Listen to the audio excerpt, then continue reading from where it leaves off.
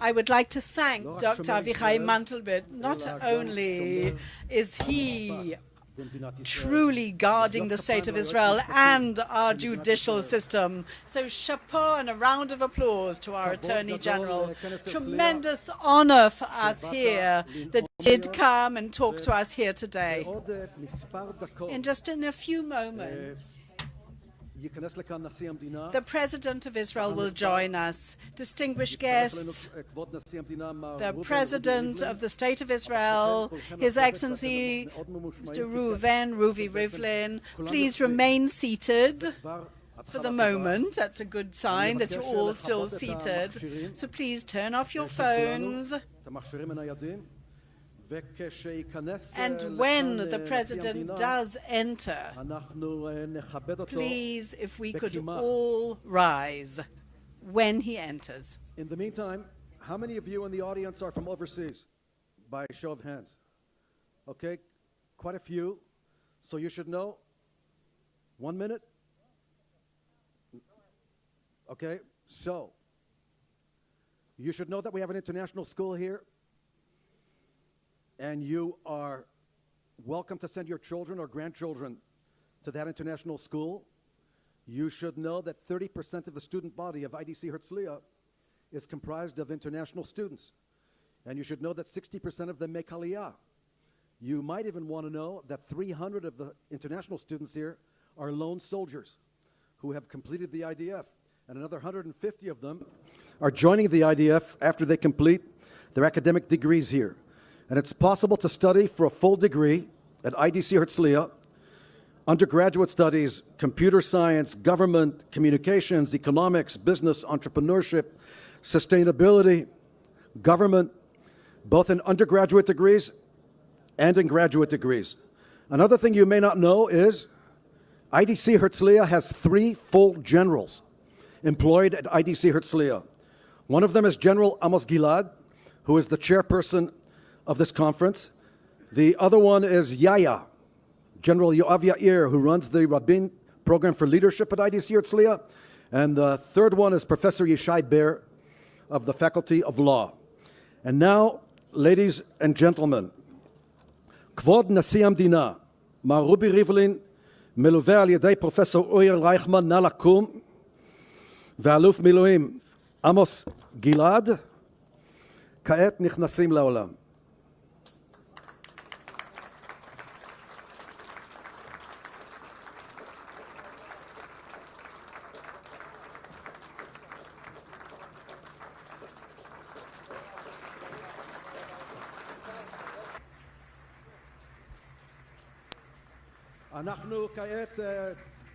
And now we're going to have a conversation with the President of Israel, with Major General in Reserves Amos Gilead, the Executive Director and Chairman of the Herzliya Conference Series and the Institute for Policy and Strategy, IPS, at the IDC Herzliya.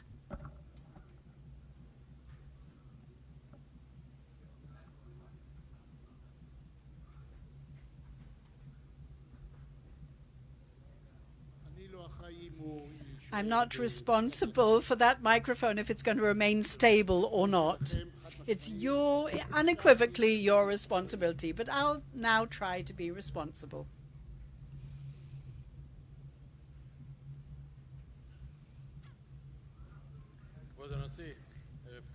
Your Excellency, good evening one and all. I know it's very moving for me. I've stood on the stage before, but I've never interviewed the President, and there's even more excitement that I feel because I've got tremendous admiration for you, and I think that you're our lighthouse in such dismal times. So I admire you even more. To my chagrin, for a lighthouse, they stand out much more in darkness, unfortunately.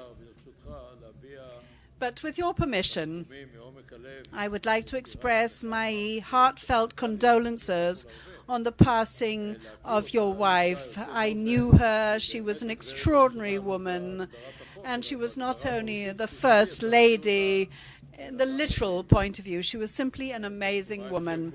So condolences on behalf of all of us here.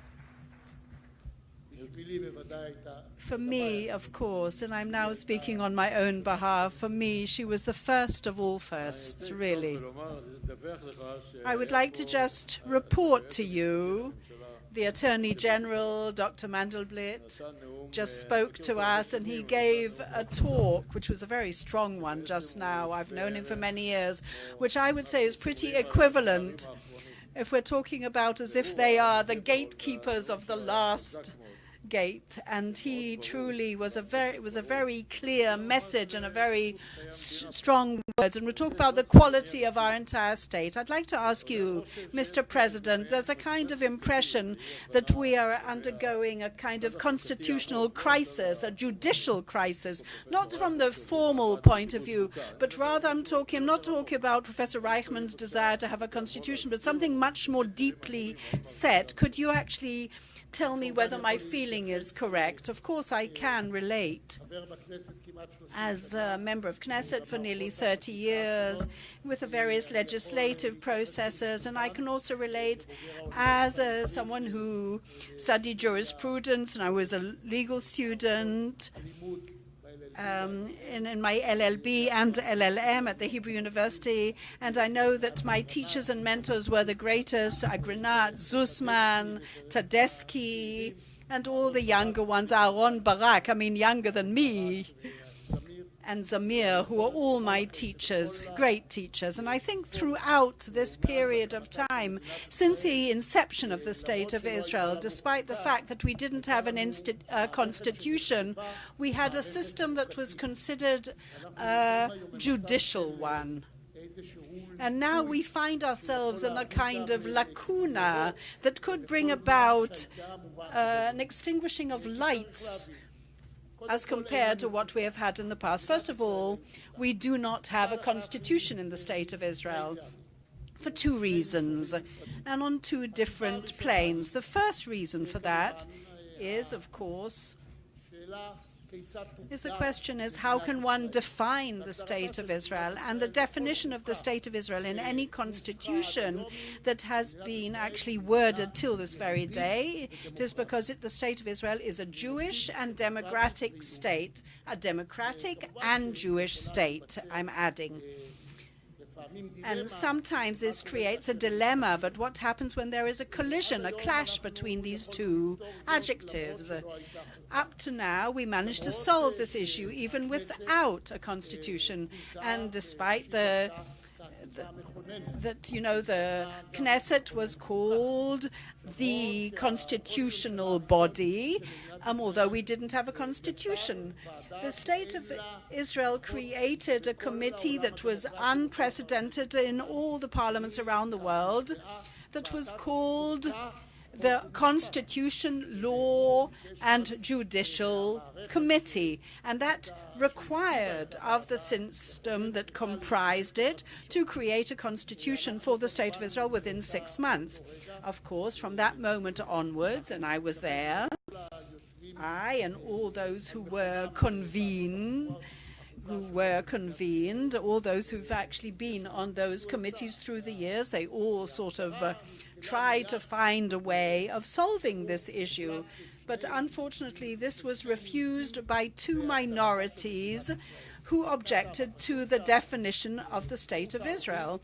The Arab minority, that were 5% at the time, that came and said, "It's excellent, but it just doesn't work," says the president.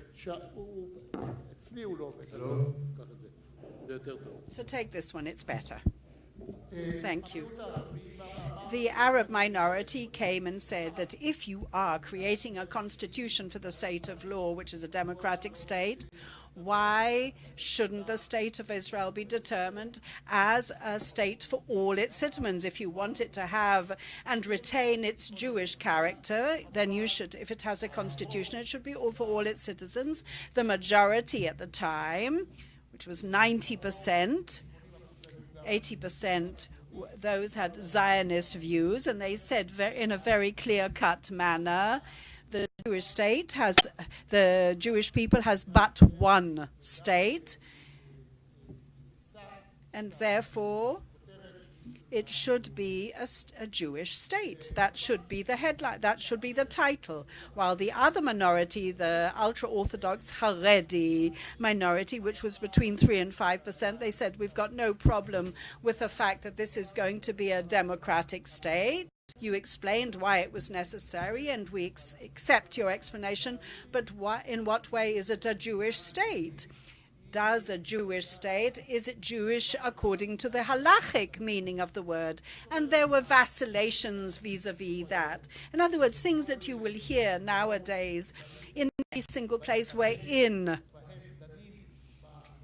these constitutional topics are deliberated, then you'll hear that there is a problem with a definition of the State of Israel, most specifically because now those two minorities actually comprise 50% of our population. So at least in this academic year, it's going to be 25% of the Haredis and 25% of the Arabs, and all the rest are the national religious and the secular. In other words, these minorities have now become extremely significant. So everyone in Israel came and said, but after all, a constitution is directed in order to safeguard the individual, the citizens, and most specifically minorities. How can we create a constitution if the minorities object to it? But there was also a political reason underlying all this. And that it took advantage of the refusal of the minorities to recognize that definition of the State of Israel, as I stated just beforehand. And they took this opportunity not to forge this constitution from the very first Prime Minister, David Ben-Gurion, till this very day. All the prime ministers were never enthusiastic to come and legislate a constitution and create a constitution.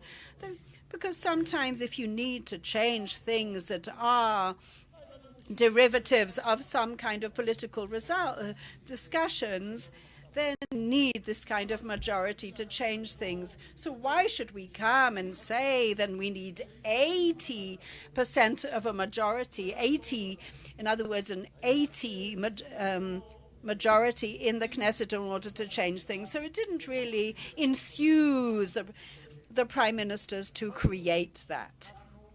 But despite all that, since the State of Israel was incepted in 1948, and since 1949 in February, when the Knesset was moved to Jerusalem and seated there, the only way to come and determine that the State of Israel does have actual constitutional law will then take shape, and all that is because the breaks,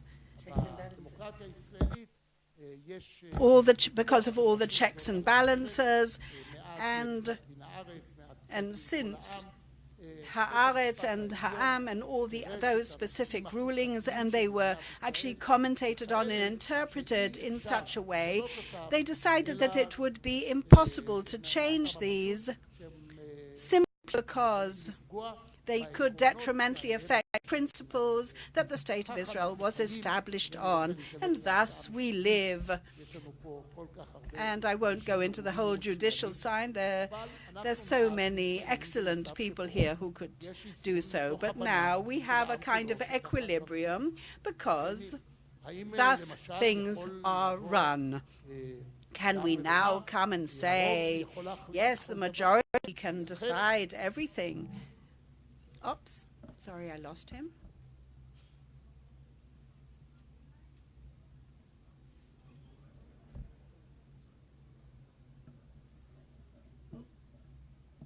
No, I'm afraid I lost the president's voice.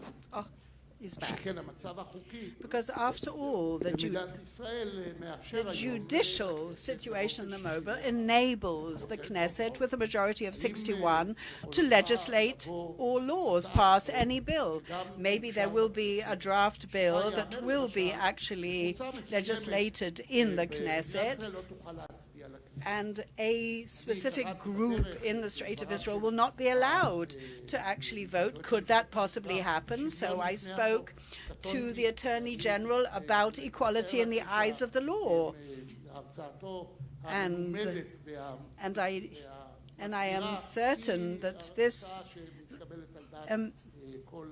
fascinating talk and so learned. I know that he knows how to analyze things beautifully, but the question comes to mind is, can anything that comes to mind, can the majority legislate anything? In the past, people said it's not constitutional. Now, can anything pass? After all, the Supreme Court of Justice might come and say that it contradicts the principles that the State of Israel is established on. But no one really wanted to go into the depths of all that to say, is the Supreme Court of Justice, is it a constitutional court? Does it have the authority to actually intervene? Can they actually turn over a specific ruling or a specific law that actually has been passed? All those were sort of taken for granted, and no one actually questioned that. Now, the basic laws, for example, the actual basic laws, there was one basic law that changed the entire judicial system, and no one even questioned it.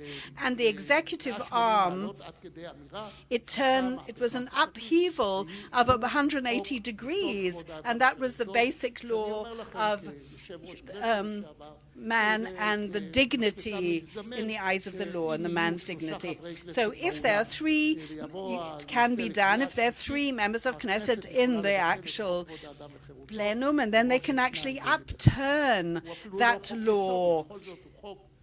If it's 2 against 1, even with that kind of majority. It wasn't even a basic law, but it was commentated in such a way that you can no longer pass bills that are contradictory to that, other than in specific circumstances. There was a kind of understanding that this perhaps is oppositional to the constitutional circumstances in the State of Israel, because above that there were certain question marks hovering above us that were also little red lights, cautionary lights as well, because the Attorney General spoke about the equality in the eyes of law, which are the core and the pith of any democracy, that says there's no one that should be discriminated against, everyone should be equal, no one should be above the law. But just can you imagine that in those principles that were approved and accepted by the majority in this situation or another, can they change things? Such primordial determinations with a 60-member of Knesset majority, as opposed to the other 59 members of Knesset, and say that those cannot even be elected. Can that 61 decide on that majority? After all, they can literally completely neutralize the others. Or it's like saying 31 will neutralize 30. Even more so, those in the State of Israel, if there are people that we think that can come and make certain determinations about the future of the State of Israel, we will have the right to suddenly neutralize them and say no, that we will strip them of their rights. So the question comes to mind, but who will supervise over all this? The capability of one arm in the government, do they have the right to scrutinize and control the other arm of power? Is that something self-evident? Everyone must understand that between election campaigns, after all, the sovereign of the State of Israel is the public, and they are represented by, they are the electorate, they are represented by the government, and they ought to be able to be represented by that electorate. Now, the Declaration of the Independence is the basis and the foundation for everything that happens in the State of Israel, and anyone who is accountable and responsible for the reciprocal ties between them is the actually Supreme Court of Justice. And now people are querying that and questioning that right that we always took for granted, and they are basically now vacillating about the entire character of the state of Israel's jurisprudence and its judicial arm. So I'm basically expressing the situation because I'm expressing a fear, like any other citizen in a democratic state who feels that they cannot live in a country that is not democratic. And therefore, it's very important that the Knesset should understand, because very often that kind of constitutional revolution was something that frightened people, and it was as if people felt that this was invading certain fields that should not be involved in it. But on the other hand, the Knesset cannot pass bills that actually negate laws that they literally legislated themselves. The emergency laws, for example, are restricted to certain emergency times. So certain things cannot suddenly be taken back. So if you ask me what is happening, I think that if the High Court of Justice is not a constitutional court, and if we do not have a constitution that actually determines what are the borderlines between each of those three arms, and if there is not someone who will give that final determination between all this and truly have the final word, and it'll only be a majority, the Knesset, without a constitution, and without we accept the constitutional principles that exist in the State of Israel, which is not a constitution. So you remember the Kol Ha'am verdict that was given by Agranat many years ago about the freedom of speech in a democratic state. That was an issue that was not determined, was not given a final ruling. So when it reached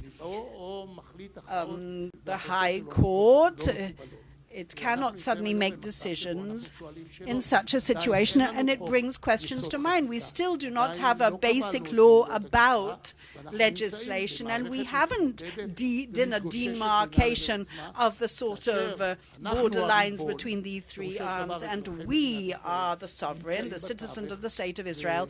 They are in the twain. So we find ourselves asking each other, well, where are you coming from? Where are we going?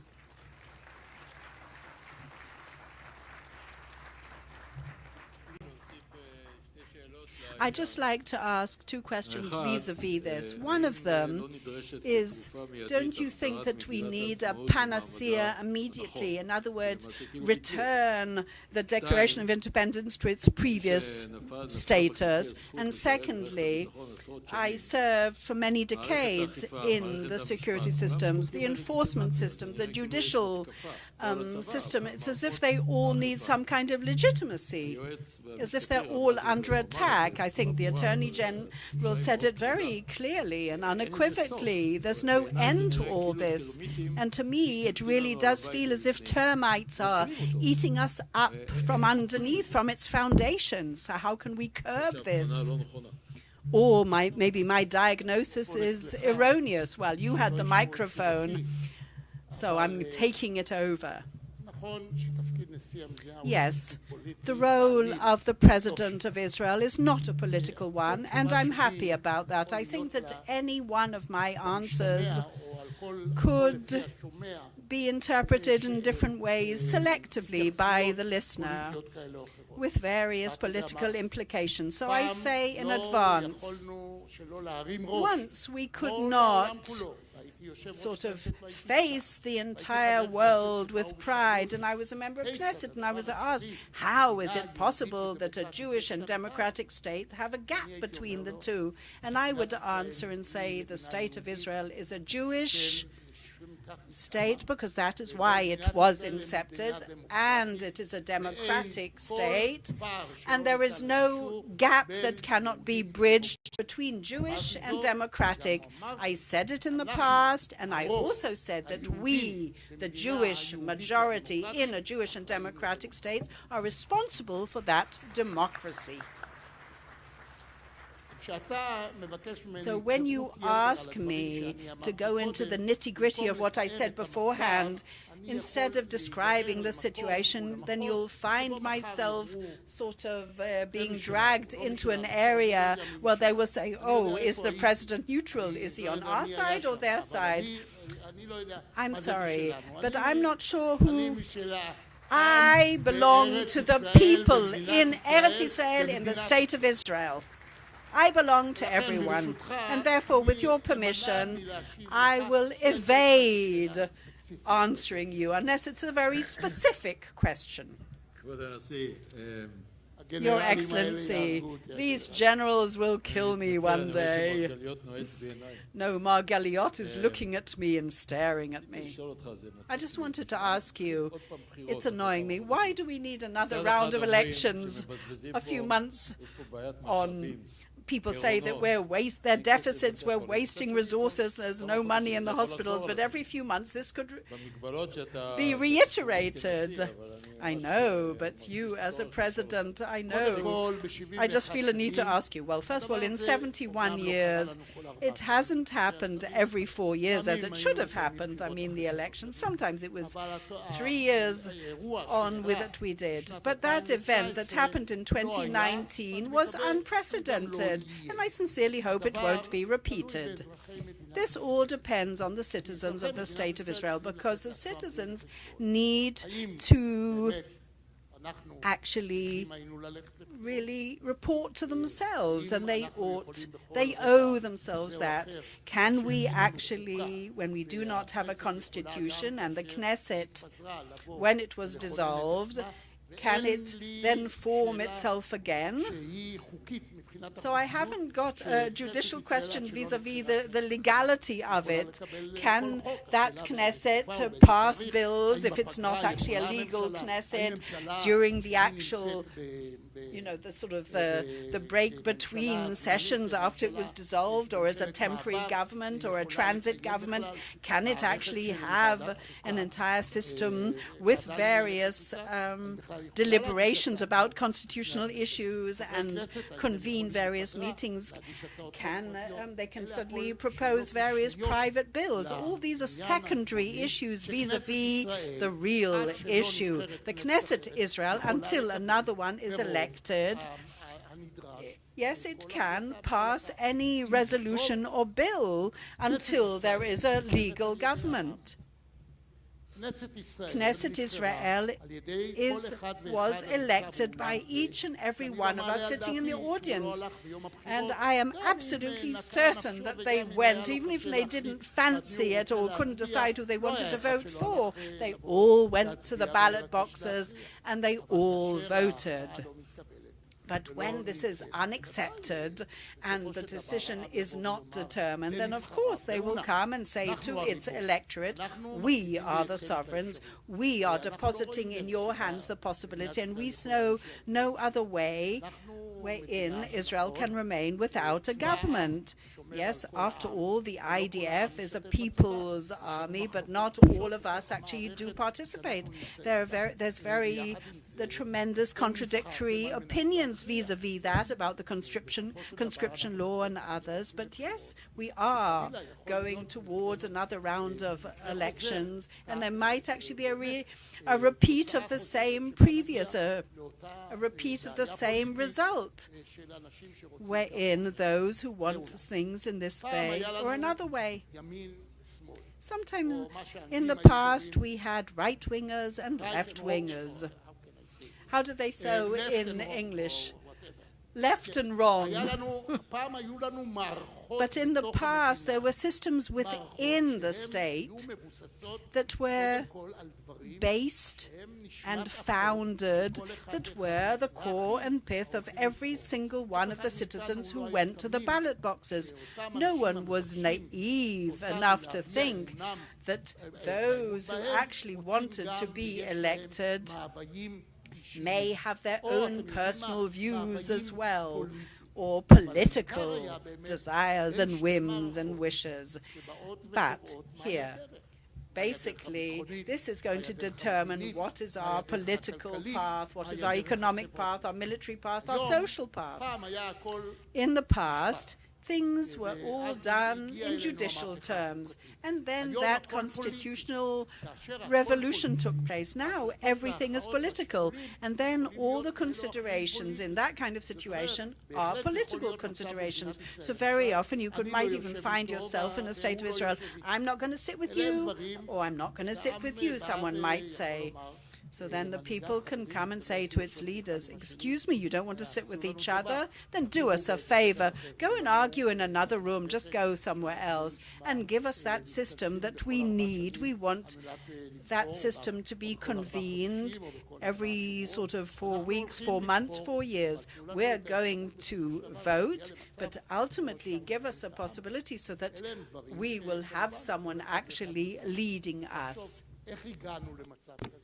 We have to ask ourselves, how did we get to this situation? And how can we remedy the situation? Or how can we explain to people who really think that we can do something else, that you cannot do anything else?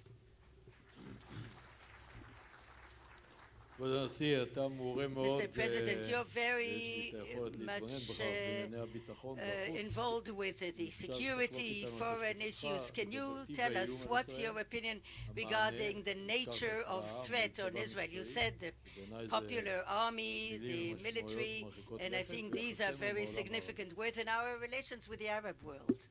I sat with our neighbors, our cousins, the Palestinian people many times, in various opportunities, in the team of the government vis-à-vis the Palestinians, and with my meetings as the Speaker of the Knesset, and also in the last 5 years, my meetings with them as President. We have a very serious problem that people from outside want to solve all our problems. They say that overnight you can just solve anything, and if we have a plan or a project, which is the deal of the century, or they have a lot of programs. We and the Palestinians, as long as between us there's no trust, we're in a situation whereby we won't be able to reach a system of agreements that we can also hold and fulfill. There's complete distrust between the Palestinian system and ours. We created a few processes with the help with a few people who are sitting in this hall, the good generals of the IDF, and also not just generals, but also brigadier generals, and they really brought about the situation where ad hoc, or to a certain issue, we managed to create this kind of trust where we can live with. For example, a security cooperation with the Fatah movement. I don't want to go and to delve into details, but today we are in a system where we have really relations of collaboration. As one who is not an expert, I would say that strategic, maybe strategic with the Egyptians. We have collaborations, strategic ones, with the Jordanians. We don't have peace neither with the Egyptian people or the Jordanian people. We understand very well, anybody who lives with the Arabs around us, that the system between us and the systems that we've been handling for 71 years and maybe another 30 years beforehand, since the political Zionism was established, we are in serious struggles vis-à-vis groups that all of them together will not desert their brethren. Among them, there are all sorts of Islamic problems, that Islam was never in conflict with Judaism. Judaism was never in conflict with Islam. There was a period in the life of Muhammad that he was very upset that the Jews of Medina did not recognize him as a prophet, but even Muhammad himself In the Quran, he speaks about the fact that the promised land is promised to Moses and to the people of Israel. All these things bring us to a situation where plans that are going to impose on us or on them, these are plans that are not going to work in the very simplest way. You cannot just come and say to the Egyptian people, I deserted the Palestinians, and you cannot say to the Jordanians that I deserted the Palestinians. And obviously, we don't want to desert the Palestinians. We want to maintain the security and blossoming and development of the State of Israel, which is a miracle in the world. And the threats that we see are from sources and organizations which are pan-Islamic, and sometimes they instigate the struggles between the Islam and all the heretics, including the Jews, anything that has to do with the same sort of a territory where somebody claims that he has the sovereignty.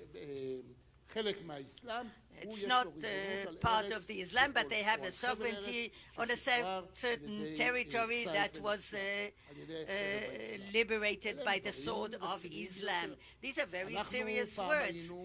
At the time, we were at a level where the Muslim Brothers will not accept it.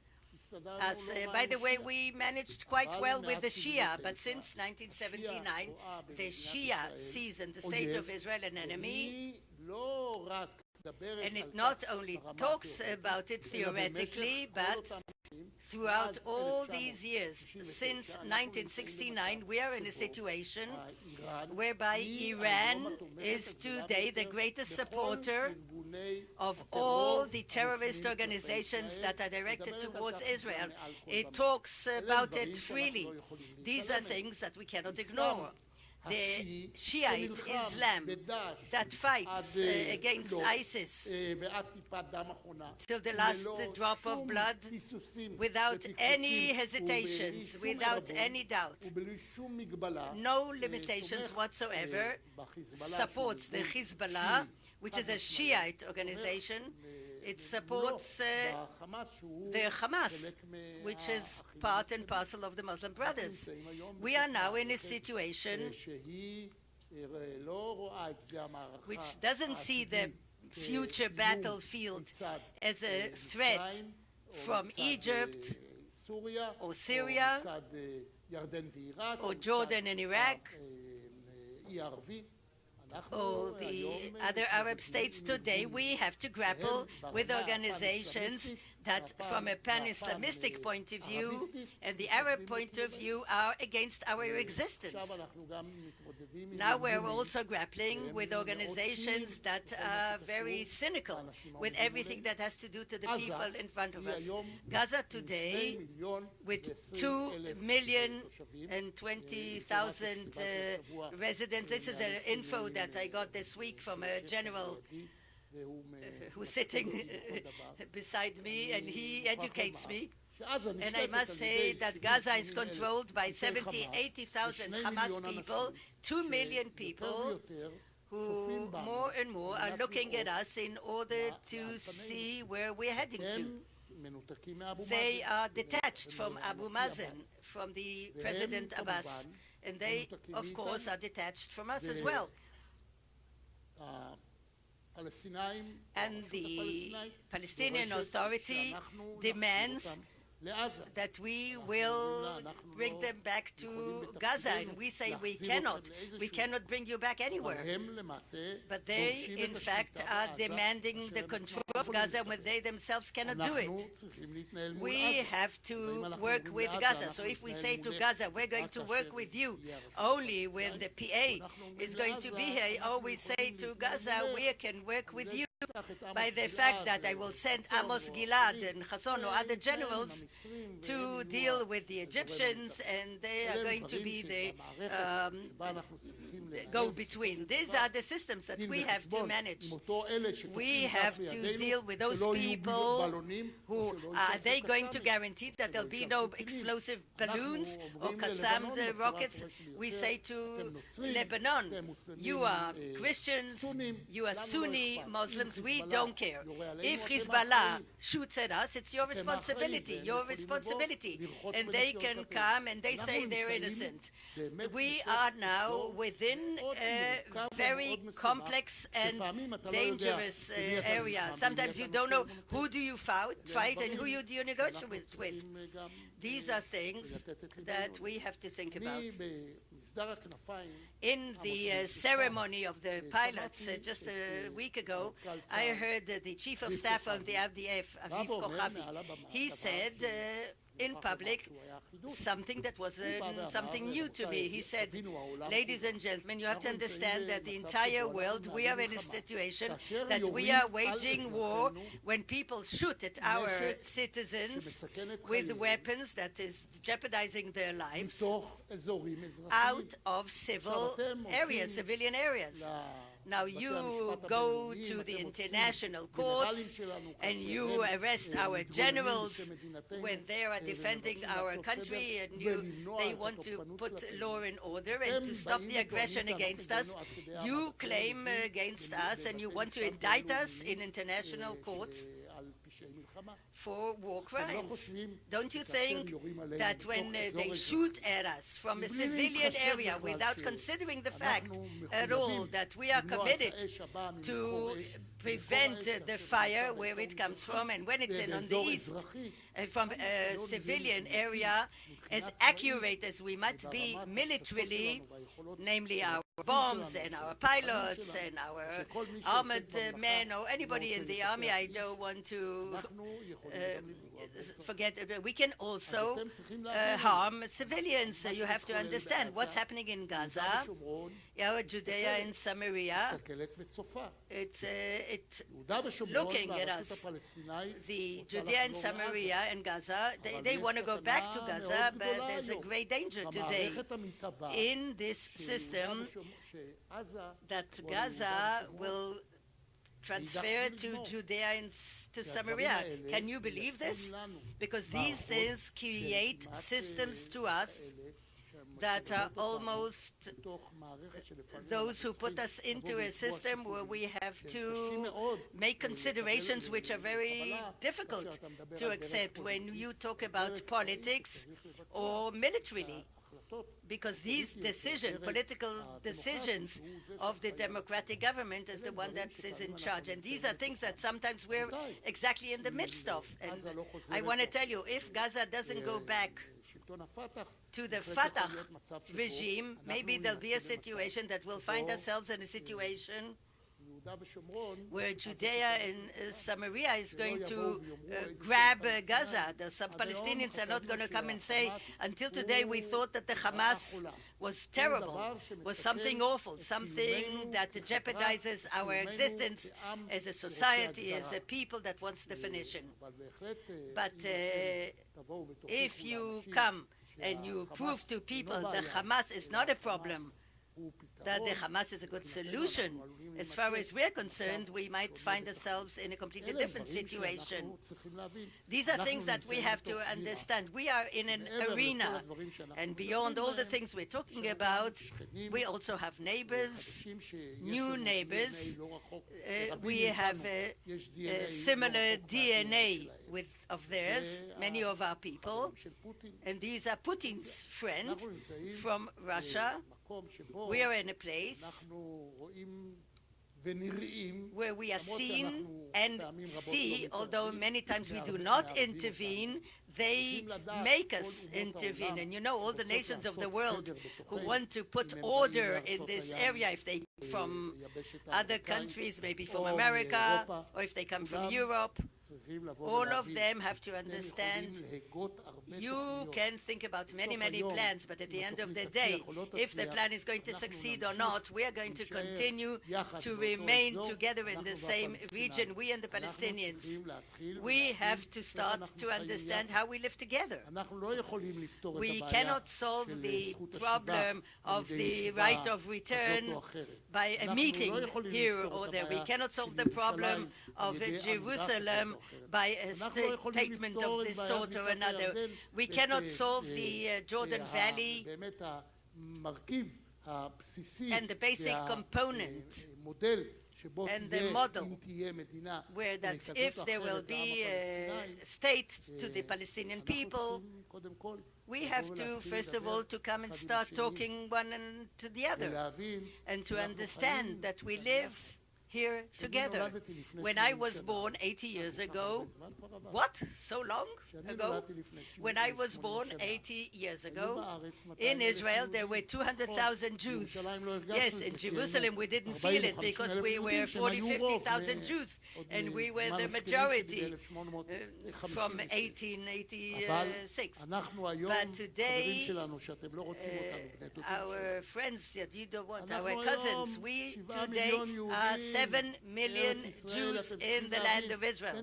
You have to understand, whether you like it or not, we are here. And we have to understand, all of us, that the land was promised to us and we believe when we came back to our homeland, but we have to understand that you too lived here before us and you're going to live here together with us. You're not going to live here after us on your own.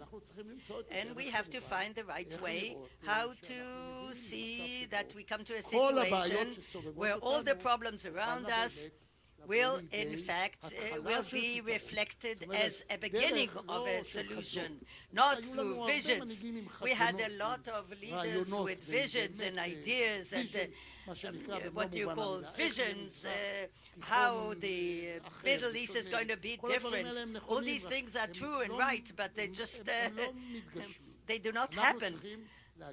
We have to reach a moment where we actually start, each of us understand that if we want to say that we are doomed to live together, we are designated to live together. There's no other way.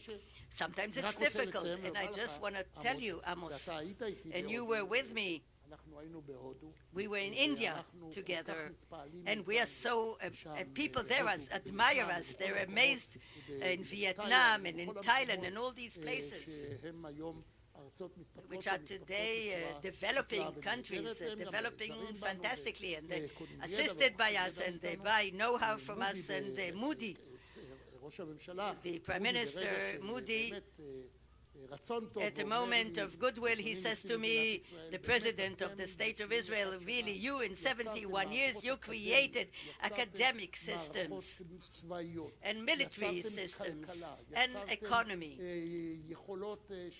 and capability of agriculture.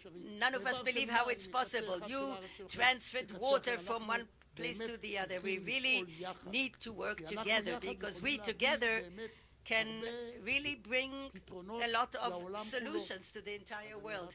So I said to him, sure, Prime Minister Moody, of course, you and us, such a force that has to take care of the entire world. Together we are 1.5 billion people. Yes, we are 9 million, you're the rest, but yes, we should do things together. Moody smiled, but he said to me, you know, sometimes the size does matter. And sometimes you prove that with 9 million you can do no less than other countries can with 500 million. And so, with all the problems that we have, and all the good people and the wonderful people, and all the systems that we developed here, because we did one thing, and you taught us so nicely, together with Itzik Mordechai, and I was privileged to sit with him, and he explained to us why he would choose the God of the Jews. It's another story. I think that we have to understand that the entire world understood that we succeeded because in every item that was a challenge to us as a threat, at the end of the day, we saw it as an opportunity. We needed an army. The army is not too bad. Yes, it's true. We had some generals that we had to give them 3 commands. We didn't have enough of them. But we were in places in the entire world were there. With Chasson, we went to Putin, and we know what he said to us about the fact that we took 1.5 million people from him. If they were still there, then in that respect, if you have other questions, of course, I'll answer. On the one hand, I want to continue with you till tomorrow morning, but on the other hand, I see the people from your bureau, and they say that your time is up. No, they're not so worried about time. They are more worried from what I say. They're not happy with what I say, apparently. And apparently, they think that I started talking too openly. No, really, I really think that your question is a wonderful question. You, of all people, you know in what kind of a complex world we are living, what kind of a world is around us. But nevertheless, I'm sure that the 71 next years are going to be no less good than the former 71 years. Mr. President, thank you very much, wholeheartedly. Thank you all. I would like to thank the President for his participation in this event. Please rise when the President leaves the hall, and please remain seated until the entourage is out.